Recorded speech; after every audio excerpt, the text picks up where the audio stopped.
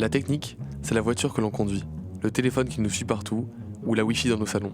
Mais c'est aussi le stylo avec lequel on écrit sa liste de courses, le couteau qui coupe nos carottes, la manière dont on parle, marche et pense. La technique est partout, invisible et assimilée. Et dans les minutes qui suivent, nous allons la chercher là où elle se cache, tout près de nous. Elle est à la fois savoir-faire et outil, un ensemble de procédés informels incorporés dans des objets créés par l'être humain. Partez avec nous à l'aventure dans un monde que l'on connaît trop bien et que l'on a donc arrêté de voir. Et on vous prévient, ça va être technique.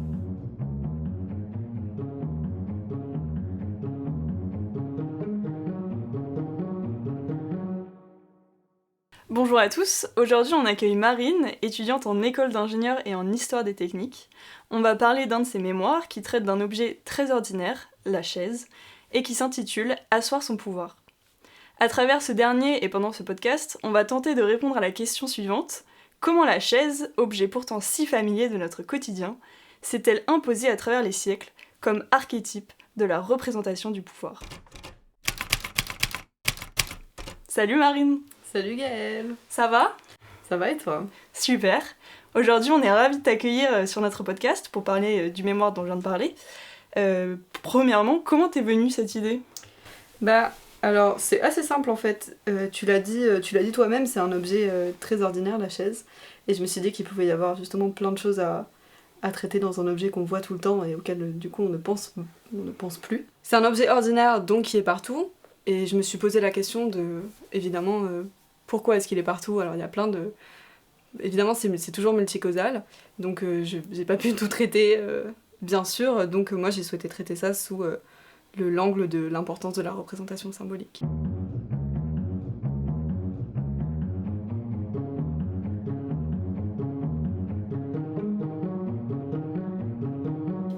Et le premier constat qui m'a confirmé dans l'idée que je voulais traiter ce sujet, c'est que on est partout assis sur des chaises, et pourtant il y a plein d'études qui ont montré, dès le XVIIe siècle d'ailleurs, qu'en fait, posturalement, la position assise n'est pas bonne pour le corps. Et donc on a quand même ce paradoxe de tout le monde s'assoit sur des chaises, et pourtant ça ne serait pas bon pour nous, ce qui m'a donné envie de creuser un peu plus l'affaire. Bah oui, carrément, c'est assez étonnant que ce soit mauvais pour notre corps et que pourtant elle soit présente partout. D'ailleurs, il y a un auteur que tu cites, Jean-Bernard Vuillem, qui dit qu'il y a tellement de chaises en fait qu'on serait en chaisocratie. Donc moi personnellement, ça m'a beaucoup parlé. Mais cela étant dit, comment tu peux expliquer en fait le lien avec le pouvoir, une fois que ça c'est dit? Alors pour ça, il faut faire machine arrière, remonter un petit peu dans l'histoire. Avec le trône, évidemment, quand on pense à la chaise et au pouvoir, c'est le premier objet qui vient à l'esprit. Et donc il faut savoir que dès sa création, la chaise, elle incarne le pouvoir. C'est des sièges réservés aux dieux, aux chefs, aux sorciers, à des personnes qui sont, entre guillemets, haut placées dans l'ordre hiérarchique de toute société. En Égypte, par exemple, la chaise, c'est typiquement le siège du pharaon, qui donc l'élève au-dessus des hommes, qui eux sont accroupis. Les Égyptiens s'asseyaient plutôt sur des matelas ou accroupis donc. Et c'est un peu le lien que cette chaise a avec le pouvoir. C'est, premièrement, elle distingue l'homme de l'animal, puisqu'elle le met dans une position différente de la position accroupie, qui est plus associée donc à l'animalité. Elle isole du commun des mortels par la posture, puisque historiquement, les hommes s'accroupissent et ne s'assiedent pas. Donc par l'assise, un individu se distingue des autres. Et l'élève, on l'éloigne des mortels et on le rapproche du dieu. Donc typiquement, ça se retrouve dans plein de religions. La religion juive, par exemple, où le trône de Salomon est un très, très, très grand symbole, qui donc a sa matérialisation sur terre avec donc, ce trône de Salomon, qui n'est que l'incarnation du trône de Yahvé qui est aux cieux. Et une preuve assez tangible et marquante de ce lien entre la chaise et la divinité, c'est que le hiéroglyphe de personne vénérée, c'est un homme assis sur une chaise. Donc si je résume un peu ce que tu viens de dire, le trône il incarne le pouvoir, c'est-à-dire la supériorité du roi, mais il incarne aussi le pouvoir en prouvant la légitimité de la personne assise sur le trône en tant qu'être divin. Exactement. Et ça va se retrouver plus tard dans le trône du roi, donc ça va devenir un des regalia, au même titre que le sceptre ou la couronne par exemple. Sous les monarchies, ça prend forme notamment avec le sacre, qui a donc lieu sur un trône. Et on le voit, on en a beaucoup de traces, notamment dans de nombreux portraits, typiquement les portraits de Louis XV, ou alors de Napoléon, peint par Ingres, Napoléon qui a une volonté de rétablir une monarchie universelle, et qui pour cela se fait représenter trônant dans un trône, dont le dossier crée une aura divine au-dessus de sa tête.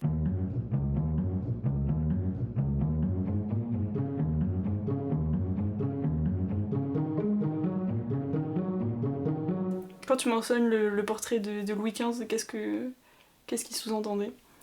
Le portrait de Louis XV, c'est un exemple parmi tant d'autres, mais c'est donc Louis XV qui est peint à l'âge de 5 ans, donc qui n'est même pas roi.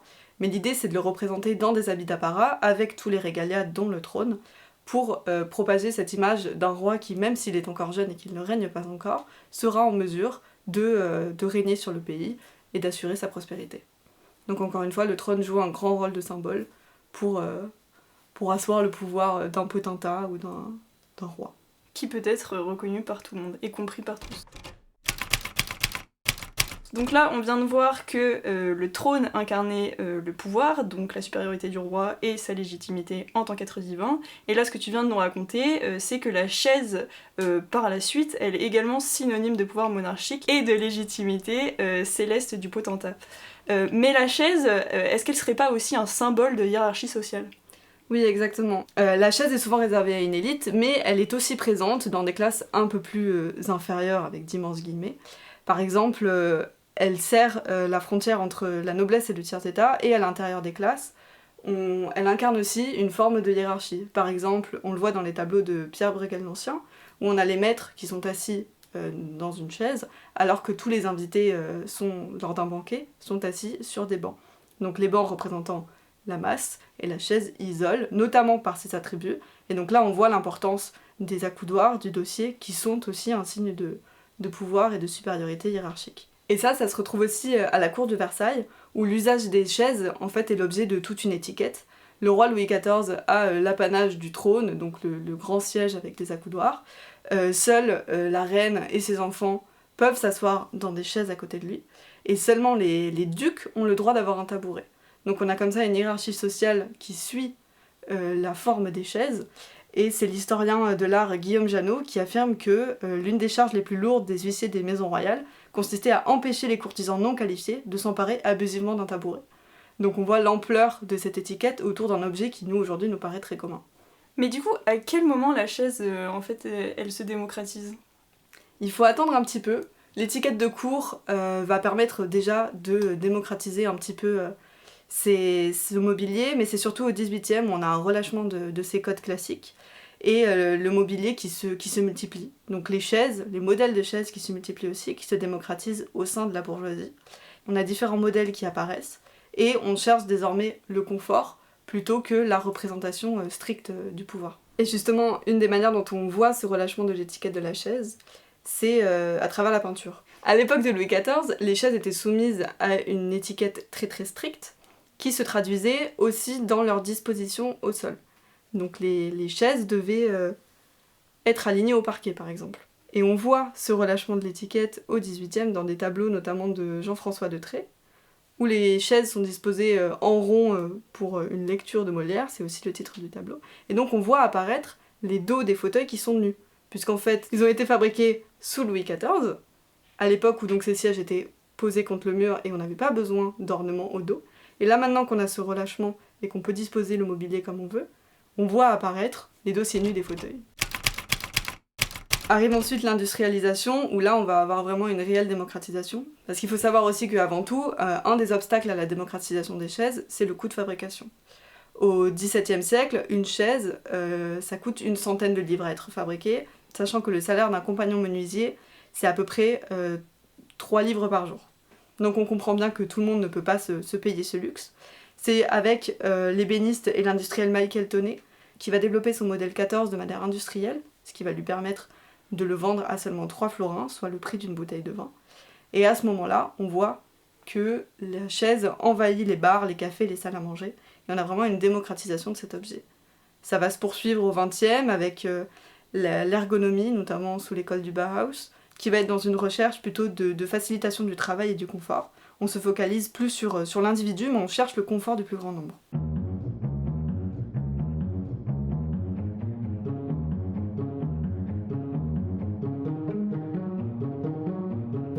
Donc là, on vient de voir que clairement la chaise se démocratise depuis le XVIIIe siècle, ou du moins que cette démocratisation s'est accélérée. La chaise n'est donc plus réservée à une certaine élite comme elle a pu l'être auparavant, mais dans tout ça, où est passé en fait le symbole du pouvoir dont on parlait ? La chaise comme symbolique du pouvoir, en fait, avec la démocratisation, elle ne disparaît pas, elle prend juste d'autres formes. Déjà, elle a toujours un héritage très fort de son passé, entre guillemets, de trône, donc ça reste un marqueur social. Un des exemples que je trouve très parlant d'ailleurs, c'est que le domicile juridique d'une entreprise, on appelle ça le siège. Un autre exemple du fait que la chaise est toujours dans l'imaginaire collectif, ancrée dans cette idée d'avoir sa place et donc d'avoir une forme de pouvoir, c'est le Sofagate, auquel on a assisté il y a quelques temps déjà, avec donc Ursula von der Leyen qui s'est retrouvée complètement dépourvue, debout au milieu de tous ces gens assis, et qui donc a été privée non seulement d'une place assise et d'un certain confort, mais surtout d'une place pour parler, de pouvoir et de voix dans ce congrès politique. Donc encore aujourd'hui, le pouvoir symbolique de la chaise, il est très ancré dans les imaginaires. On peut le voir tout simplement avec toute l'étiquette qui reste en fait, qui n'a plus l'ampleur de sous Louis XIV, mais mettons qu'un exemple très simple, c'est dans le bus laisser sa place à quelqu'un. Avoir une chaise, c'est avoir sa place dans la société. Un autre exemple de ça, c'est le siège qui incarne la puissance patriarcale. C'est le fauteuil du maître de maison, qui même quand il est vide, rappelle la présence du patriarche. Donc en effet, on constate que cet héritage, il est très important.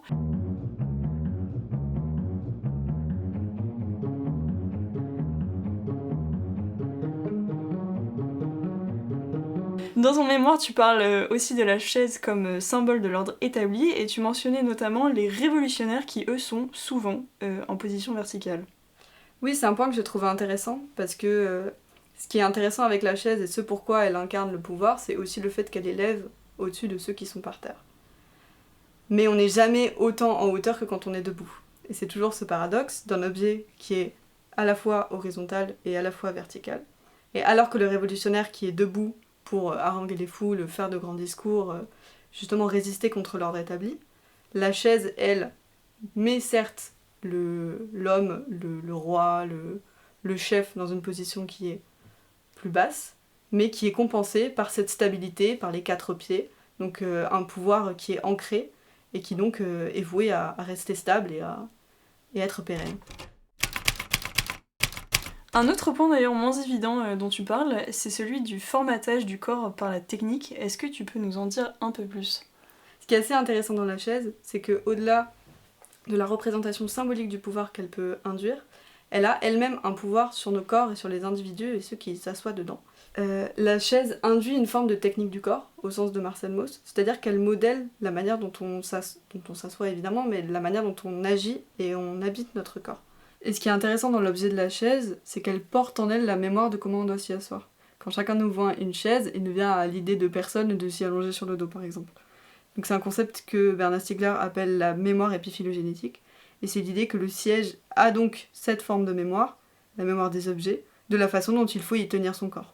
Et quand je parle de formatage du corps, c'est en lien avec ce que je disais au début, que la position assise n'a rien de entre guillemets naturel, en ce sens qu'elle est assez traumatisante pour le corps et assez fatigante en fait pour un objet qui est associé au repos. Et donc il a fallu à un moment formater les corps et les postures à cette assise. Et ça, c'était très flagrant par exemple au 19e, sous le régime disciplinaire, où on avait vraiment par exemple dans les écoles des méthodes pour apprendre aux enfants à rester assis sur une chaise de manière assez violente. Mais en fait ça on le retrouve toujours aujourd'hui. Dès l'école, on nous apprend à s'asseoir, à être calme, à se canaliser. Et c'est en ça que Jean-Bernard Vuillem parle de dictature des chaises. C'est qu'on a une forme de monopole radical au sens d'Ivan Illich qui s'installe.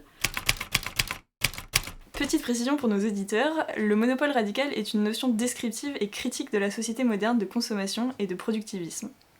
Ce concept désigne le fait qu'un individu soit dépendant d'un outil, se retrouve alors impuissant à agir en toute liberté et devient obligé de consommer les services de la production dominante et imposée. Par exemple, on peut choisir le modèle de voiture qu'on veut, mais dans nos sociétés telles qu'elles sont actuellement organisées, on n'a pas vraiment le choix d'en avoir une ou non. On a une manière de faire les choses qui est devenue celle qui est inévitable et auquel on ne peut se soustraire. Typiquement, on se voit mal arriver dans un bus et s'asseoir par terre. Idem dans un amphi, sauf s'il est trop rempli, mais bon, en général, on évite. On se voit mal s'accroupir dans une salle de classe. C'est cette idée-là de fait qu'on ait tellement développé cet imaginaire de l'assise et cette technique de la chaise que c'est devenu la seule culturellement et techniquement, entre guillemets, possible.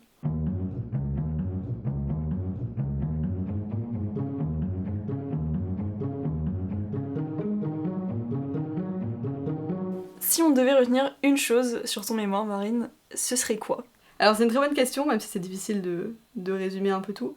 Mais pour moi, ce qui était vraiment intéressant, c'est de voir comment un objet aussi commun et habituel que la chaise pouvait en fait avoir un impact assez grand sur nos imaginaires, sur nos corps, sur nos quotidiens. Et ça exemplifie bien cette idée que la technique, puisque la chaise est une technique, est invisibilisée quand elle est quotidienne. On pense pas à la chaise en fait. Quand on s'assoit sur une chaise, on ne réfléchit pas à la manière dont on plie ses genoux, dont on va poser son bassin, aligner son dos sur le dossier. Tout ça, ça devient automatique, ce qui montre bien, et qui est l'essence de la technique, qui s'invisibilise quand elle est habituelle. Donc il n'y a que quand elle ne marche pas, quand le siège est cassé, qu'on prend conscience qu'elle existe. Et c'est intéressant de voir tout ce qui se joue en fait là-dedans. Non seulement d'un point de vue donc, de représentation du pouvoir, mais aussi d'un point de vue de nos corps, tout simplement, de la manière dont on les utilise, et à quel point ça peut modifier aussi la manière dont on s'en sert. D'où cette idée que même les objets les plus anodins ont un pouvoir, au sens où ils influencent nos comportements, nos corps et nos manières de penser. Merci Marine d'avoir été avec nous. Merci à toi. Et surtout, chers auditeurs, n'oubliez pas la phrase de Montaigne, « Sur le plus haut trône du monde, on n'est jamais assis que sur son cul. » Merci de nous avoir écoutés. Si vous le souhaitez, vous pouvez retrouver les ressources citées ainsi que des ressources complémentaires dans la description de l'épisode. Vous pouvez aussi écouter tous les épisodes de Contrôle Technique sur toutes les plateformes de streaming et sur le site en description. À bientôt pour un prochain Contrôle Technique.